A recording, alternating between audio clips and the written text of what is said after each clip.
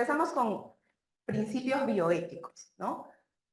Nosotros ya sabemos cuáles son 4 principios bioéticos que tenemos establecidos. Son beneficencia, no maleficencia, justicia, autonomía, ¿cierto? ¿Qué significa beneficencia? Hacer el bien, o sea, algo positivo, ¿no es cierto? Entonces es una acción positiva, ¿no es cierto? Y la no maleficencia es el primum non nocere, ¿cierto? No hacer daño. No hacer daño, ¿verdad? No hacer daño. Entonces el de aquí es una acción positiva y el de acá es evitar una acción negativa, ¿cierto? Ya. ¿Qué es la justicia? Tiene que ver con la equidad. ¿Y qué es la equidad? Es dar la atención o lo que requiere el paciente en el momento que lo necesita, ¿no? Es el momento oportuno, la atención oportuna. Y la autonomía es la decisión del paciente. La decisión del paciente tiene que ver con el consentimiento informado, ¿no? Consentimiento informado, que es la firma del consentimiento informado, ¿no? Entonces vamos con la primera pregunta.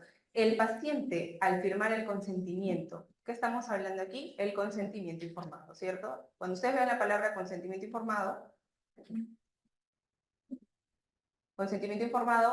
¿qué principio bioético ejerce? La autonomía, ¿cierto? Entonces vamos a marcar autonomía. El segundo, varón de 77 años. Es una persona adulto mayor, ¿cierto? Está hospitalizado, tiene cáncer de próstata, metastásico, y al conocer su evolución desfavorable, no tiene alteraciones al examen mental. Quiere decir que está en todas sus capacidades para tomar sus decisiones, ¿cierto? Entonces, no hay alteraciones en el examen mental, ¿no? Entonces, por lo que el médico acata su pedido. Y cuando nosotros decimos su pedido, ¿de qué estamos hablando? De su decisión, ¿cierto? Entonces, ¿qué principio estamos acá aplicando?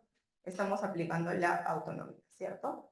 Entonces, este es el principio. Cuando veamos la palabra decisión, la palabra pedido, lo que el paciente quiere hacer, pensemos siempre en autonomía, igual cuando hablemos de consentimiento informado, ¿ok? Tercero, mujer de 70 años, ¿no? También es una persona adulta mayor. Siempre hay que pensar que esté en todas sus facultades, ¿no? Tiene gangrena en las 4 extremidades. La opción terapéutica para salvar su vida es la amputación. Esta es la opción, ¿no? El paciente decide por no intervención y muere a los 10 días.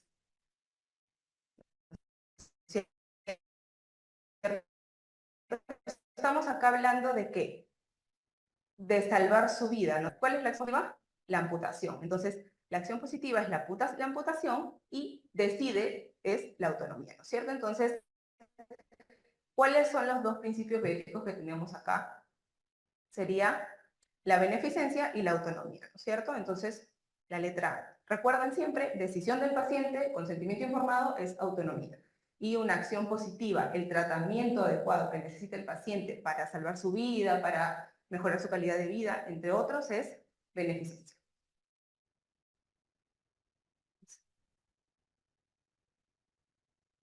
¿No? Acá está autonomía, ¿no? Y la autonomía versus beneficencia. Un médico está ejecutando un trabajo de investigación. Recordemos, siempre investigación tiene que estar asociado a bioética. Vamos a repetir esas 3 preguntas, ¿sí? Un ratito, ok, ya. El médico está ejecutando un trabajo de investigación. Recordemos, investigación también tiene que ver con bioética, ¿no? Como decíamos, investigación tiene que ver con bioética, hay participantes, hay un comité de ética y el comité de ética le niega, ¿no? Le niega por lo general a un ensayo clínico, a un estudio de investigación cuando no cumple con los principios bioéticos, ¿no? No le da autorización porque no hay firma del consentimiento informado, ¿cierto? Entonces, cuando veamos la palabra consentimiento informado, decisión del paciente, ¿no? Siempre pensemos en autonomía, ¿no? El paciente tiene derecho a decidir qué es lo que necesita y qué es lo que quiere, ¿no? Vamos con la segunda. Dice, durante la pandemia COVID, un médico decide indicar medicamentos con efectos adversos. Palabra clave, como les decía, es efectos adversos. ¿Qué es el efecto adverso? Es un daño. Quiere decir que este medicamento te va a producir un daño. Sin evidencia científica, mucho más daño todavía. Un medicamento que le va a producir daño. Entonces, ¿cuál es el principio? No hacer daño, ¿verdad? Primero, no hacer daño.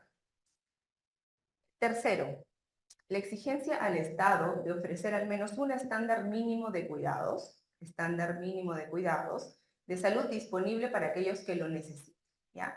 Aquí nosotros tenemos que saber que la equidad, ¿no?, que les mencionaba antes, es darle a cada quien lo que necesita, ¿no es cierto? Pero sin distinción de raza, sin distinción de etnia, sin distinción de clase social, le vamos a dar lo mismo.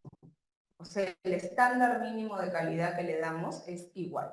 ¿Okay? Entonces, el estándar mínimo de cuidados que necesiten tiene que ver con ¿qué? Con la justicia. Recuerden que justicia, equidad están relacionados, ¿sí?